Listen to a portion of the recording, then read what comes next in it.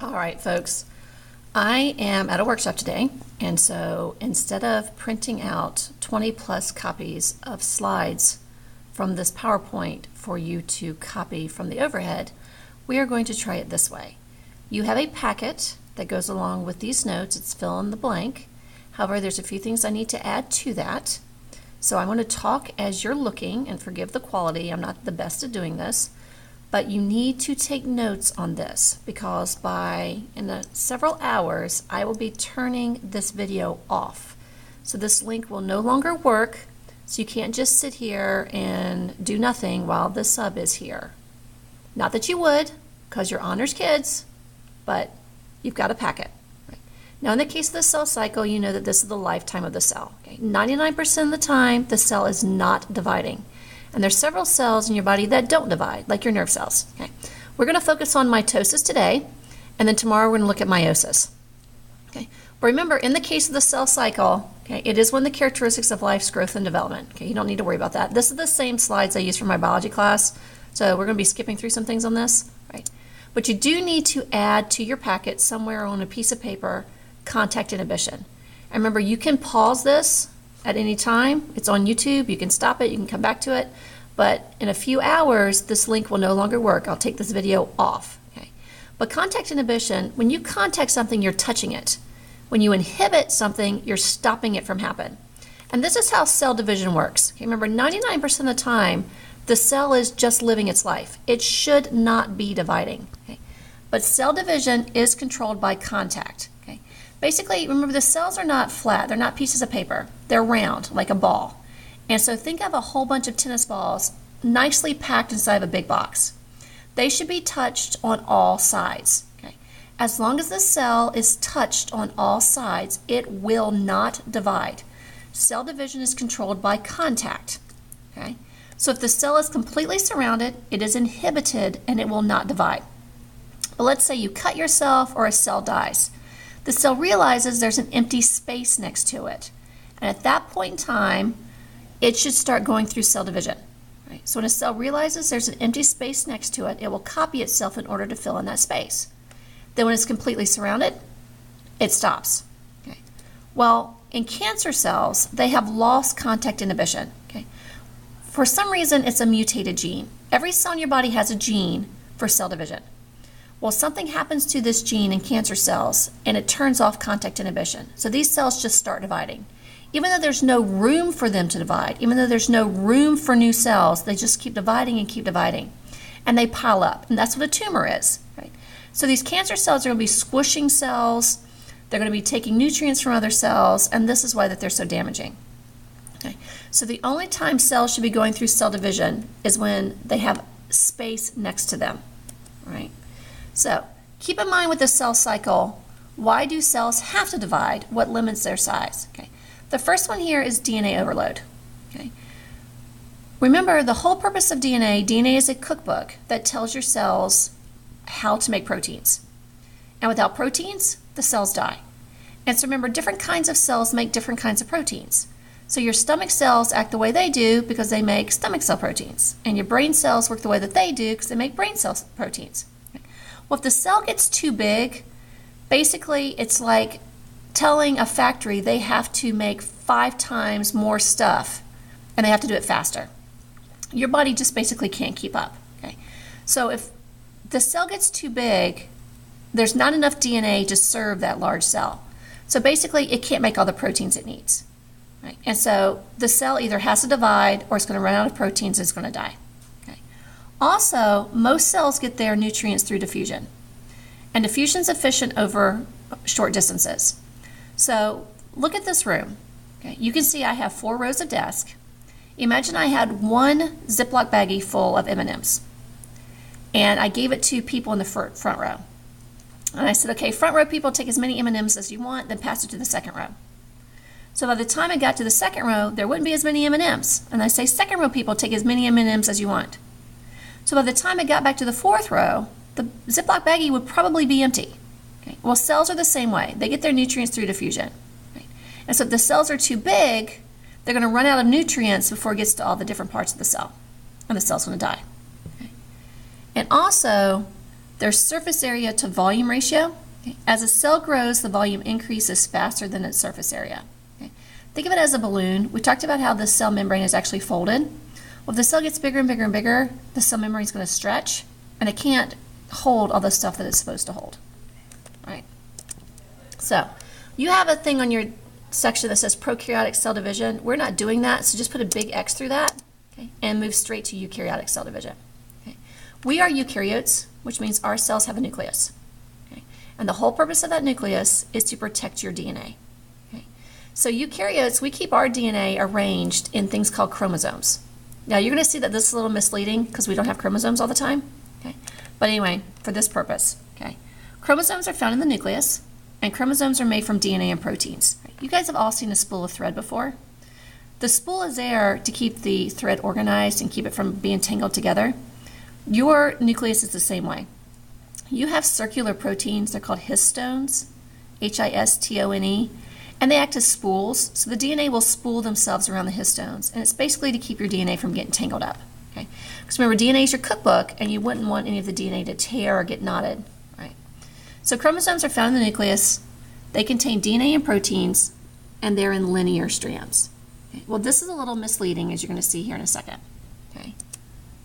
With eukaryotic cell division, every species has a specific number of chromosomes. Okay? And so you guys know that chromosomes are usually drawn as an X. Okay? Well, humans have 46 chromosomes. Okay? That is our diploid number.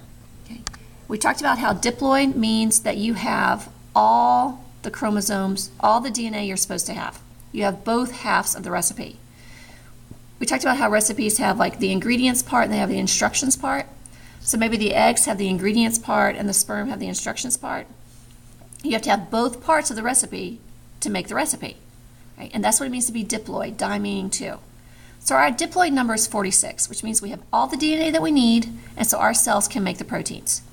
Remember, sperm and eggs are haploid. They only have half the recipe. So sperm and egg cannot make their own proteins. Once they use up their proteins, they die. Right? However, you only have chromosomes during cell division. Okay? All of your life you've heard about how your cells have 46 chromosomes. Well, that's a little bit incorrect. Okay? Because 99.9% of the time, your cells are not chromosomes. Right? Which goes to this one.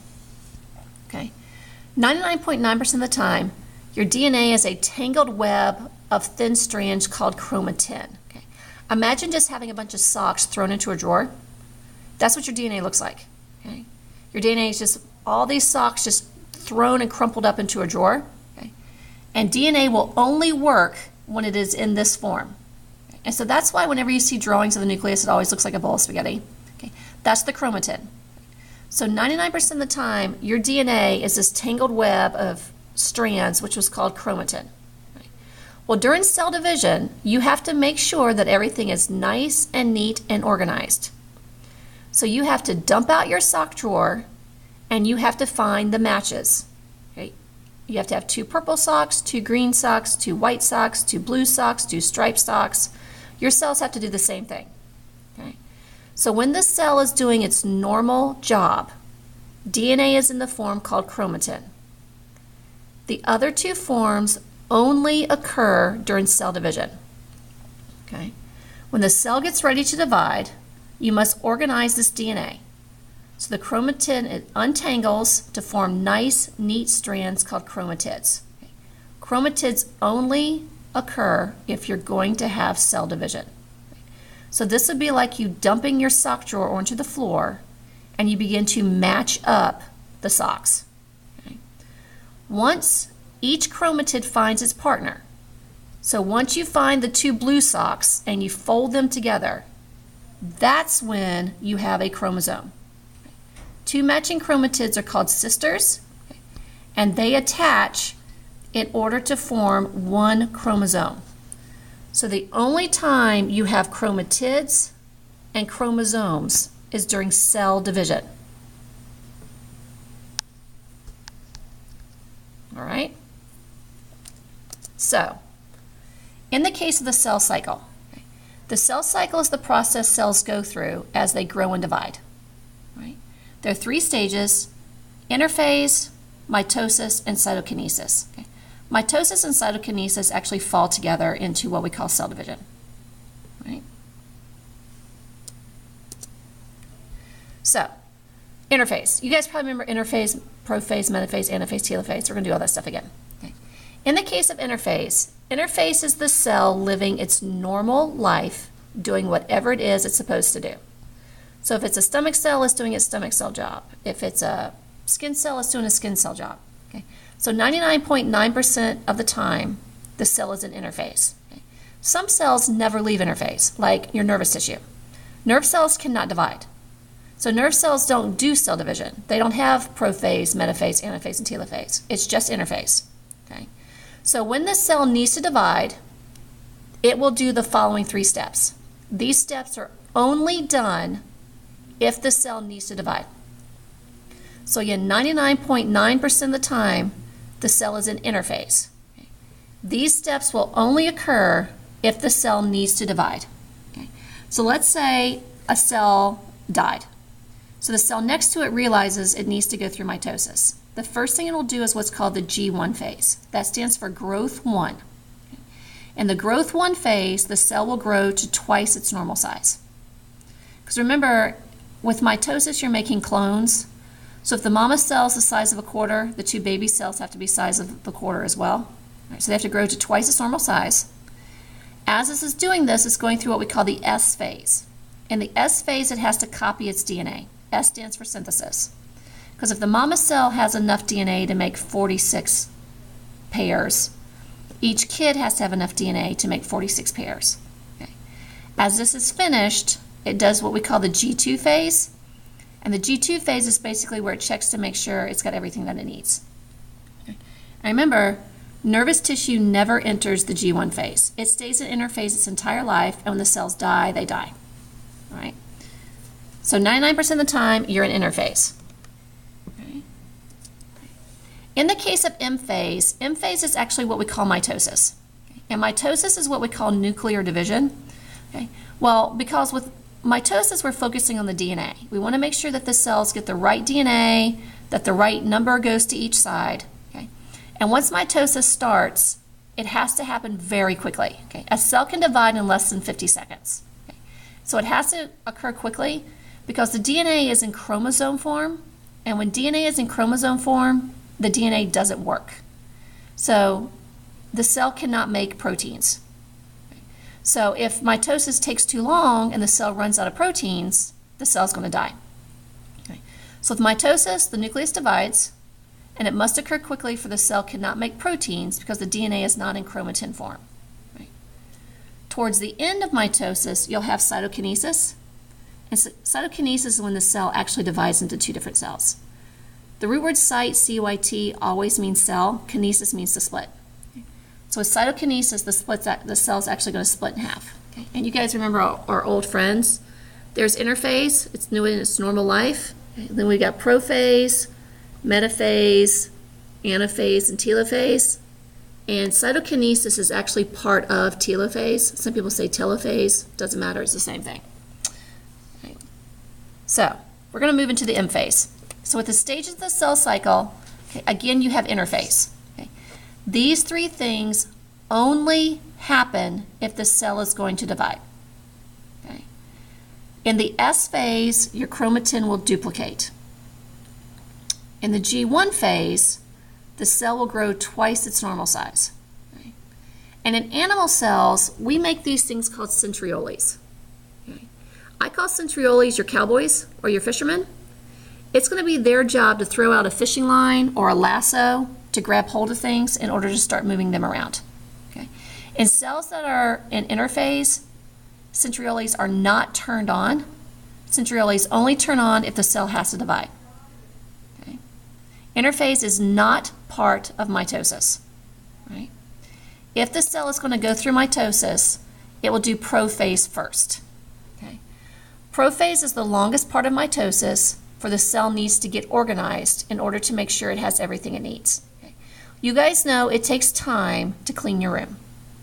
It takes time to put everything where it needs to go, to make sure you have everything that you need. Okay. It takes time for you to pack a suitcase. Okay. So in mitosis, everything has to get organized. You have to make sure you have 2 of everything. You got to double check everything, right? So prophase takes the longest. Okay. In prophase, chromatin will uncoil and form chromatids. Now remember, once you have chromatids, protein synthesis cannot occur, right? The 2 matching chromatids will find their partners, okay? And each chromosome is made from 2 sister chromatids. Again, it's like you taking 2 matching socks and folding them together, right? Something has to hold these together, and they're held together by a protein called a centromere. Okay, so here's your chromosome. Okay. So you have 2 matching chromatids. It'd be like you taking 2 socks and tying them together with a rubber band. Okay. That rubber band is called a centromere. Okay. Its job is to hold the twins together to make sure that you've got 2 of everything. Right? This is still prophase. Okay. Also in prophase, the nucleus will start to disappear. Okay. Because we have to start moving the DNA around, the nucleus is going to have to disappear so we can start doing that. Okay. Well, your body recycles the parts. Okay. As the nucleus starts to disappear, it will take the ingredients from the nucleus and use it to make these things called spindle fibers. Right. Spindle fibers are these lines that you see here. Okay. Spindle fibers are like the ropes, the lassos, or the fishing line. Okay. Spindle fibers are going to grab hold of organelles and move organelles around. They're going to grab hold of your chromosomes and move your chromosomes around. Right. And centrioles are actually what make the spindle fibers. Right.